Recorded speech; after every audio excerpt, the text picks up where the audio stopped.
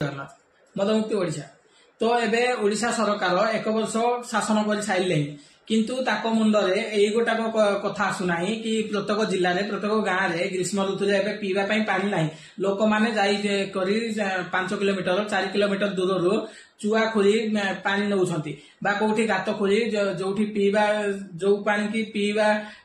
भी उपयुक्त नुह से पानी भी माने हाथ धोइबा बा अन्य किसी काम करिया उपयुक्त नुह से भलिया पानी की लोक मैंने जाई पीउछंती सरकार मुंडरे सेटा न आसी तो ओडिशा सारा केमिति लोक मानक पाखु मद पहुंचीबो केमिति लोक मानक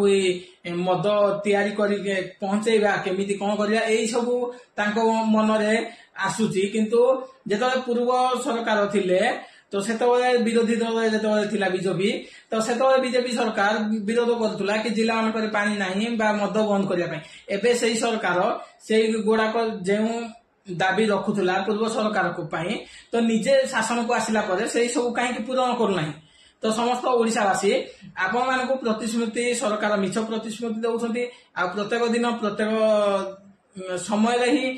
जोठी भी आसुचंती सरकार आपण मानक भेटिया पाई बा देखा करछंती सेठी आपण मानक मिछ प्रतिश्रुति आपण को मिछ लांच देई करी योजना देई करी आपण मानक जीवन को ही नष्ट करछंती। जय जय।